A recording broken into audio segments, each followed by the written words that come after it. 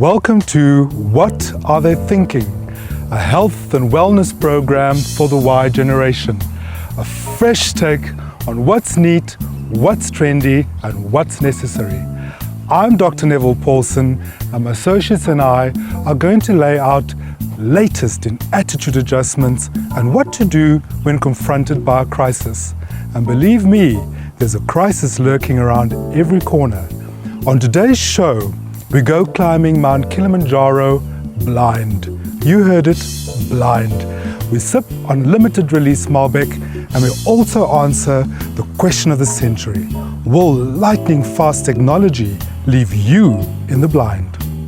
To climb Mount Kilimanjaro ranks high on the bucket list for many of us. But to do this blind, without the advantage of sight, now that's quite something else. Marlene Wilson plans to do just that. My associate, Tumi Makanete, a trauma counselor, gets the lowdown. Hi, my name is Tumi and welcome to our sports segment. Today you are joining me at a nature reserve.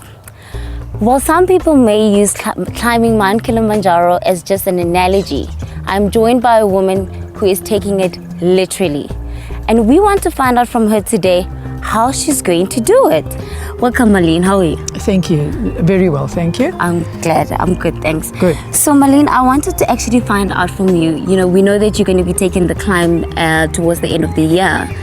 And what is it that actually motivated you to do something like this? You know, I always look for other challenges to do, and I've been cycling for many years, but now I was looking for something else. And sitting at home one night, I just decided, you know, I think I would really like to climb Kilimanjaro. I think that would be really a challenge. So I put it all into action so that I can do this. From cycling to climbing Mount Kilimanjaro, that just sounds a bit of an extreme. But nonetheless, you know, in terms of that, what is it that you are trying to achieve by doing this trip? I want to put something back. You know, I've been very lucky in my life with the people that I've had that have been in and out of my life as a blind person, and even when with the cancer. So I decided if I can do this, then I would like to do it for two charities, for cancer and for guide dogs, and just give something back. But by actually putting you a bit on the difficult side by climbing Mount Kilimanjaro. Yes. Well, it's got to be a challenge, and I feel it's got to be difficult. I mean, you've really got to put your back into it. You know, we know that, you know, with climbing Mount Kilimanjaro, there's a lot of physical activities and physical requirements that you need to have before you can even climb. But what are some of the emotional, preparations that you feel that you need to go through before you can actually climb there? Physically, I'm okay. Mentally, I think cycling for many years and long distances, like between Moscow and St. Petersburg, mentally you prepare yourself for your distance. Okay. And I think because I've done it for so many years and I've mentally prepared myself for so many rides that I've done, that I find it actually quite easy to prepare myself for this sort of thing. But you know, what is it, some of the things that maybe you can motivate some of our viewers in terms of them, maybe if they're looking at you and you're really inspiring them and they would like to try something like this? What is it that you can maybe just give them a bit of motivation in that regard? I think you must just decide on what you want to do, and then you must work towards it. You must decide on, this is what I want, this is how I want to do it, and you work towards it. You know, when I was reading a little bit more about, you know, people climbing Mount Kilimanjaro, I come across like a whole list of the things that you need, the tools, the equipment, and it's a really long list. No. But maybe for you, what is like maybe one of the most important tools that you feel that you need? The thing that was going to be most important to me was a torch. And everybody looked at me and said, what on earth do you want a torch for? Yes. I said, a torch is very important for me because they said, but you can't see where you're going. I said, no, I can't. But at least if I've got a torch, you will see where I'm going. So you will be able to find me when I get lost. Maybe when you come back, you can come and tell us a little bit more in terms of what you did experience and how you feel about the climb, because I'm only assuming that it's just going to be victory on your mind afterwards. Oh, absolutely. No, I would love to come back and I would love to tell you how I found the climb and and what it meant to me. Because I do feel on an emotional level, I think I'm going to be quite an emotional person when I get to the top. Yes, I can only imagine. Yeah. But thank you so much, Marlene, for joining us. And yes, definitely we will touch base with you then on your return. Thank you. You heard it here first, guys. As you can see, she has definitely not lost her sense of humor as yet. But we'll check out with her when she comes back so that we can find out a little bit more on maybe how you can maybe climb Mount Kilimanjaro. Wine, the elixir of the gods, a medicinal drink, a tourist attraction, a billion-dollar industry, and a large chunk of the South African economy. All that magnificence from a humble little grape. Archaeologists date winemaking as far back as 8 millennia, drunk only by aristocrats and the clergy. The Egyptians considered wine to be medicinal. Was it alcohol, or was it the active ingredient we now know to be called resveratrol? Hippocrates, the father of Western medicine, considered wine drinking as part of a healthy diet. Well, the proof is in the pudding. Let's talk about South African wine. South African wine production dates as far back as 1659. Did you know 100,000 hectares of South African land is dedicated to wine production? If you have to measure, this is about almost a size larger than KwaZulu-Natal. So the next time you visit the Cape Wine Route, why don't you visit one of our renowned wine estates? And always think responsible drinking. Men should not be drinking more than 2 glasses of wine per day, and sorry girls, for you 1.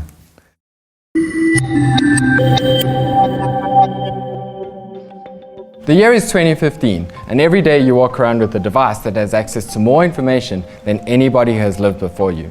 The way we live has been disrupted. In 15 years, social media, cloud storage, big data, and nanotechnology have changed the world. I'm Greg McKean, and this is Disruptive Technology. Automation, the nature of work, job titles, and skill sets are changing rapidly. There's no stopping this tide. Labor becomes more advanced. New jobs require a high level of education, entrepreneurship, insight, and technical skill. No longer will we as a society be able to create manual labor to fix unemployment. We will need different solutions.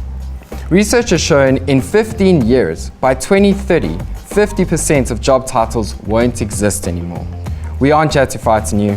We are here to ask the question, if jobs are changing, what will the future of jobs be? Are we investing in infrastructure and education to create jobs of tomorrow, today? With me in studio today is Ayanda and Nelly. Guys, what do you do? Who are you? Where do you come from? My name is Ayanda. My surname is Makinza. I'm coming all the way from the Eastern Cape, Port Elizabeth to be specific. I came to Joburg to study IT. I'm an integration designer as we speak today. So that's me. And Nelly? Hi, my name is Nelly Museki. I am a software development student, and at the moment I'm job hunting, but I keep busy with attending Drupal meetup meetings. Drupal, I basically am part of the Drupal community. Yeah. So we spoke about your jobs, but let's also identify some of the jobs that are going to disappear. We spoke about petrol attendants, taxi drivers, farm workers, and construction workers. I think one of the things we need to discuss is emerging industries. Gene therapy, LED street lighting, microbe sensing food technology. What we see here is a convergence of technologies, how 1 or 2 industries are coming together and being enhanced by other technologies. What do you guys have to say about that? Can I add on that, Yes. actually? Even if we look at the way we do things today, we speak about apps. Our phones, our smartphones, they've got apps in them. Everyone is talking about apps. Already, the people are in that space, such that they haven't realized that they are operating in that space as yet. But surely, as we build and mold the country and the curriculum to align with the specialties and things that we expect from the country itself, then it will be easier when we tap into that space. I just wanted to add on that. Yeah, no, I agree with you. I think, yeah. But what about taxi drivers? You mentioned, things are going to be replaced. I'm not sure if I heard that properly, but taxi drivers, are really needed in South Africa, and they've become a sort of ingredient to the South African fabric, I'd say. I live in Soweto. When I wake up in the morning, what wakes me up in the morning is the sound of taxi drivers. So if those people were to disappear, besides the the logical things you think about, like the fact that in a taxi there's like 21 people that can be driven to work, as opposed to having one car, one person, taxi drivers are a part of South Africa. So to kind of eliminate that, I agree with you, but I don't see that there being a specific correlation between eliminating them and the fact that those jobs will be replaced by some technology. If you have autonomous vehicles that drive themselves without a human driver, you've removed the need for a taxi driver. Those cars are safer, they drive down the road, you can track them, know where they are, they're reliable, secure. Those technologies don't mind who they're displacing. The fact is that they're there and they're displacing those jobs. But how much are those automated cars? How much are they? How many people are actually going to be able to afford that? Taxis are very affordable. I think at the moment they are. But as labor becomes more expensive, as people integrate further into the economy, we'll see the price of transports, etc., getting more expensive. We'll see more public transport being launched throughout cities. We're seeing it now in Sandton and elsewhere. We'll eventually get to the point where the cost of a driver is so expensive, it makes no sense to have that person doing that job. I don't know. This is something about detaching taxi drivers away from the whole thing, and it's not just taxi drivers, but like construction workers as well. I mean, if everything is automated, I mean, what happens to us? I mean, to some extent we need to feel like we have a responsibility to make things happen. Now if you have like something that's automated, it brings back that whole thing that South Africans are lazy, and it's a saying that we all know. I don't think it's got much to do with South Africans being lazy. Is that this technology is happening? It's all around the world. We could say that for everybody. But Ayanda, what do you have to say? And on top of that, we're not really saying replace or remove at all the manual labor. All we're saying is technology will enhance the capability to deliver the caliber. To what extent? It can help into the extent of designing. You can already project and see the outcome without actually working on it to see the disadvantages and advantages. You can see those prior on early stages. That's what technology will enhance. We're not saying we want to remove everything regarding labor work. Okay, but then to what extent? For instance, for a person that is an artist, yes. A person that draws, to what extent are you guys going to automate the process of creating a painting or a sculpture? Those things need some sort of human abilities and human there are computer programs which can paint and draw for you now, but they don't have emotions. They don't have emotions, but I think that's a subjective experience that you see with art, is that emotional experience. And if you saw an art piece created by a computer or a human, would you really be able to define who created it and how it was made, or would it still evoke those feelings to you? But I wanted to touch on the construction workers. Okay. Construction work is a very dangerous game. Buildings fall down, people fall into holes in the ground, all sorts of things. But if we get to the point where we have 3D printing for houses, where you can take a machine, program in a system to say, I want the house to look like this, 3 bedrooms, 2 bathrooms, and a loft. And have a machine build that for you with 2 or 3 supervisors who are standing around and ensuring that the job is done right.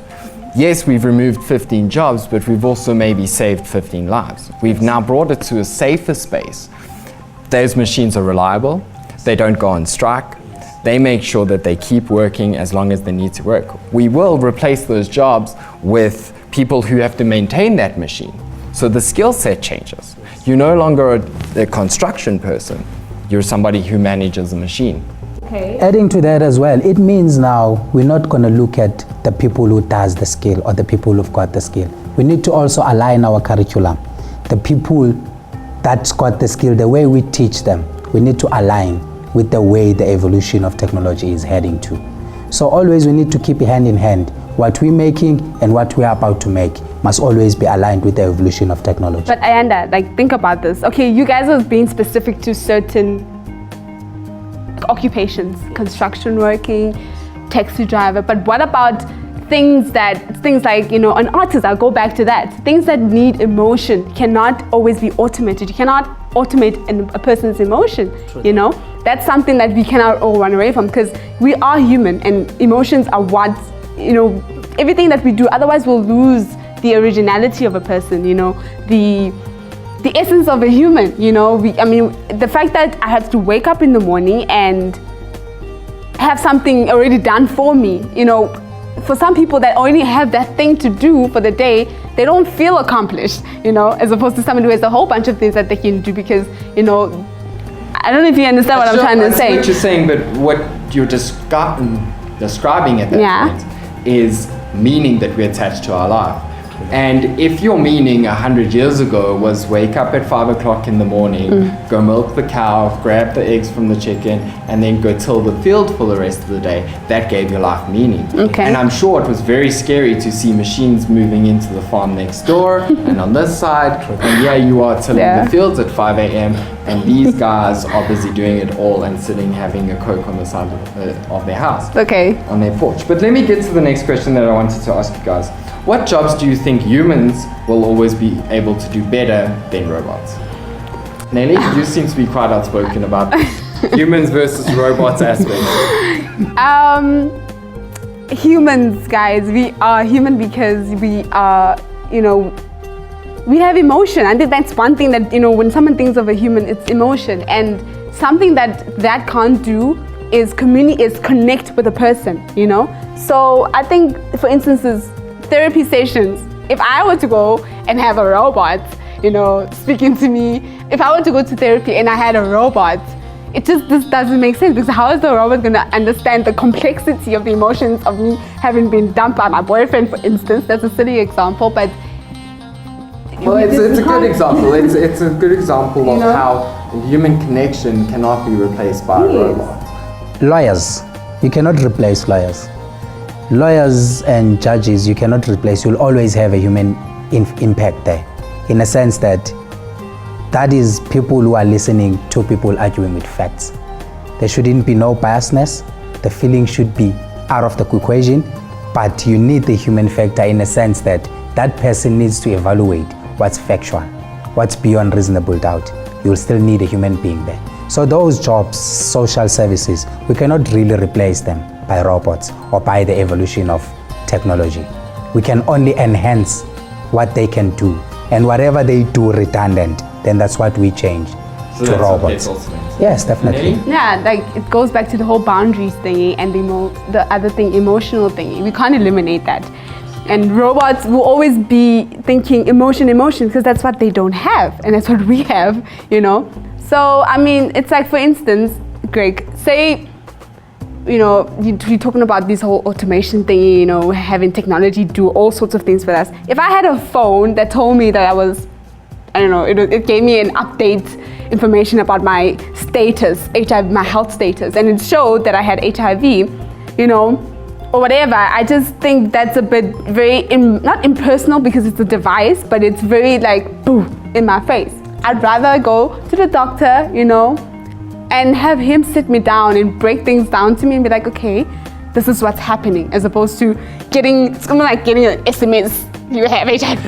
I agree with you. I see that emotional impact that the doctor can have in relaying that bad news to you. You don't want everything, as you said, that judgment call of being able to say, I have this option and I have this option. And at the very same time, we don't discard technology at all, in a sense that we can live with the fact that everything is automated. I mean, just imagine you have an app. That app can detect that whether you have cancer or you don't have it. I mean, it can explain it to you. Let's imagine it's animated to you. It explains things to you better what the doctor would have done to you. I mean, wouldn't you be happy to have such?